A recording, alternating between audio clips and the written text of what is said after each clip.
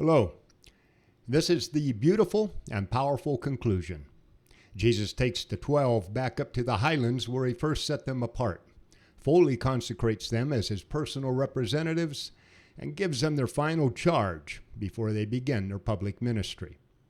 You'll hear the Master's moving words of encouragement, his consecration prayer, and profound teachings on the real nature of the kingdom, the child-father relationship, and what it truly means to live as sons of God. I'm Bob Kezer. Welcome back to the Son of Man Urantia Project. Today we finish chapter 19, the Ordination of the 12, with part 6. Get comfortable and let's join Jesus and the 12 on this holy day of consecration. The Day of Consecration. Jesus dedicated the following Sabbath to nurturing his apostles' spiritual growth. They all hiked back up to the highlands where he had ordained them, and there, after a long and beautiful personal message of encouragement, Jesus consecrated the 12. Gathering the apostles around him on the hillside, Jesus entrusted them to the care of the universal Father in preparation for the day when he would leave them alone in the world. There were no new lessons this day, just fellowship and sacred communion, sharing their deepest spiritual reflections. Jesus recounted much of the ordination sermon that he had given the apostles on this same spot, and then he anointed each one personally to go forth in the world as his representative. The Master's consecration charge was, "Go into all the world and preach the glad tidings of the kingdom. Liberate spiritual captives, comfort the oppressed, and minister to the afflicted. Freely you have received, freely give." Jesus advised them not to take money or extra clothing, saying, "The laborer is worthy of his hire." Finally, Jesus said, "Behold, I send you forth as sheep in the midst of wolves. Therefore, be as wise as serpents and as harmless as doves. But take heed, for your enemies will bring you up before their councils, while in their synagogues they will criticize you. You will be brought before rulers and governors because you believe this gospel, and your testimony will be a witness for me to them. And when they lead you to judgment, be not anxious about what you will say, because the Spirit of my Father indwells you and will at such a time speak through you. Some of you will be put to death, and before you establish the kingdom on earth, you will be hated by many people because of this gospel. But fear not, I will be with you, and my Spirit will go before you into all the world.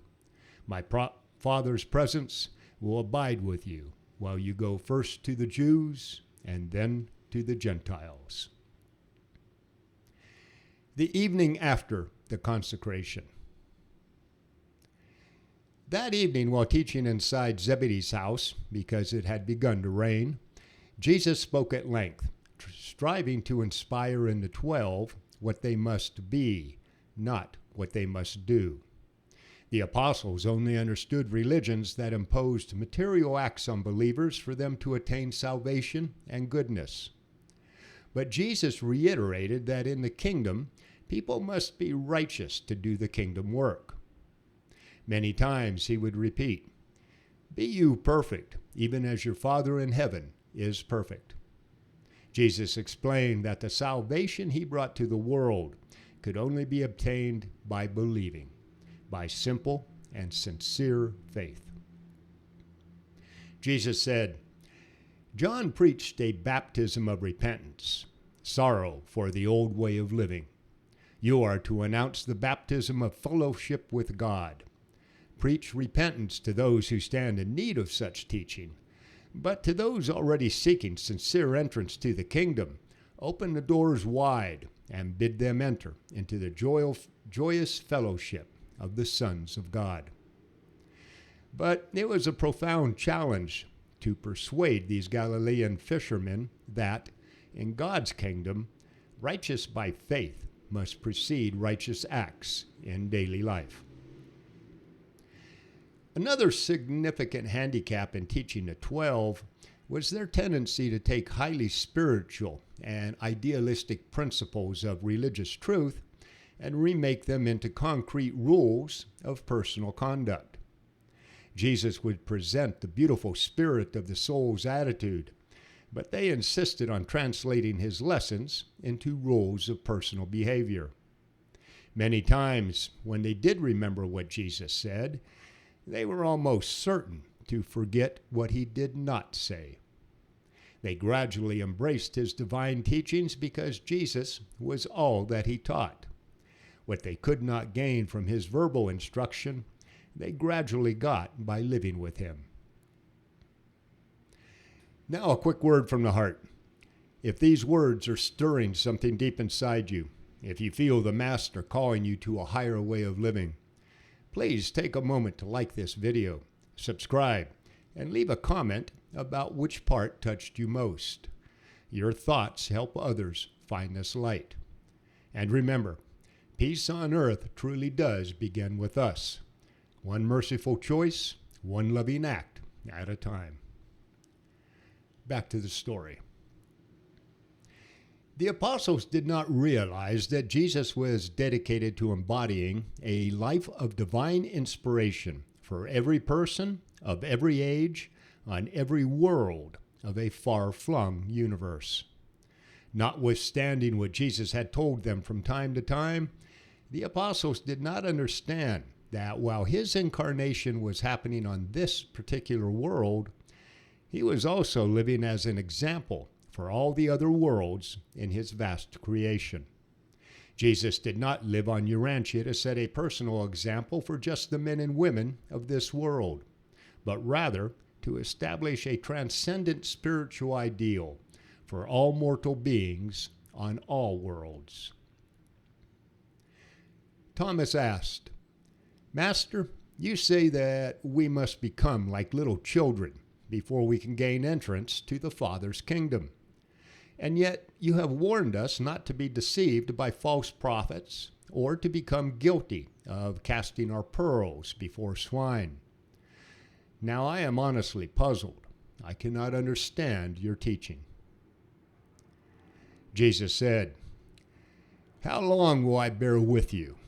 Ever you insist on making literal all that I teach. When I asked you to become like little children as the price of entering the kingdom, I referred not to the ease of deception, mere willingness to believe, or to quickness in trusting pleasing strangers. What I did desire that you gather from the illustration was the child-father relationship. You are the child, and it is your Father's kingdom you seek to enter. There is present that natural affection between every normal child and its father that ensures a loving and understanding relationship that forever precludes all disposition to bargain for the Father's love and mercy. The gospel you are going forth to preach has to do with a salvation growing out of the faith realization of this very and eternal child-father relationship." The one characteristic of Jesus' lessons was that the morality of his philosophy originated in the personal relation of the individual to God, this very child-father relationship. Jesus focused on each soul's unique journey, not on the race or the nation. While at supper, Jesus explained to Matthew that the morality of any act is determined by the individual's motive. Jesus' morality was always positive. The golden rule, as restated by Jesus, demands active social contact. The older negative rule could be obeyed in isolation. Jesus stripped morality of all rules and ceremonies and elevated it to majestic levels of spiritual thinking and true righteous living. This new religion of Jesus was not without its practical implications. But whatever social, political, or economic value is found in his teaching is the natural result of this inner experience of the soul as it manifests the fruits of the Spirit in personal religious experience. After Jesus and Matthew had finished speaking, Simon Zelotes asked, "But Master, are all people the sons of God?" Jesus replied, "Yes, Simon, all people are the sons of God, and that is the good news you are going to announce." But the apostles could not grasp this doctrine. It was new, strange, and startling. It was because of Jesus' desire to impress this truth on them that Jesus taught his followers to treat all people as their brothers. In response to a question asked by Andrew, Jesus made it clear that the morality of his teaching was inseparable from the religion he was living. Jesus taught morality not from the nature of humanity, but from the relation of God to humanity. John asked, "Master, what is the kingdom of heaven?" Jesus replied, "The kingdom of heaven consists of three essential elements. First, the recognition of the sovereignty of God. Second, belief in sonship with God. And third, faith in the supreme human desire to do the will of God, to be like God. And this is the good news of the gospel, that by faith every mortal may have all these essentials needed for salvation." Okay, personal commentary on 19.6. The apostles forgot what Jesus did not say. They were steeped in Jewish tradition where material acts, what a person does or does not do, was the way to salvation. This is how it had always been in the past, and they were reluctant to change. Jesus, though, tried to teach them what they must be, not what they must do. That righteous by faith has to come before righteous acts in life. He taught that morality, that code of conduct we embrace that tells us what is right or wrong, originates in the personal relationship of the individual with God, which is true religion. This idea of a personal relationship with God is different than all other religions that place God far away, which then allows space for someone to intervene between the person and God, and then dictate to their group of believers what is right or wrong based on that group's understanding or misunderstanding of God's nature. While Jesus' teaching of morality arising from our individual relationships with God is liberating, it has to be based on a correct understanding of God's nature. This is why Jesus lived among us, to reveal the nature of God as Father to humanity. That's why it is said that those who saw Jesus saw the Father. Why we are told it was his life that was his gospel, not his teachings, sermons, or later accounts written about him. Only by enough people knowing and embracing the true nature of God do we find our path to greater peace on earth and goodwill among us. Only by enough people developing their personal morality, their code of conduct, on the knowledge that God is ultimate love, mercy, and forgiveness, that God is the Father to all individuals resident in their minds, and the subsequent realization of the brotherhood of humanity, can we create a morality for humanity that enhances the truth, beauty, and goodness of our existence. The fruits of the Spirit we are supposed to increasingly show in our lives arise from first understanding God as absolute love, mercy, and forgiveness, and then from our personal experience of communing with our Father in our minds.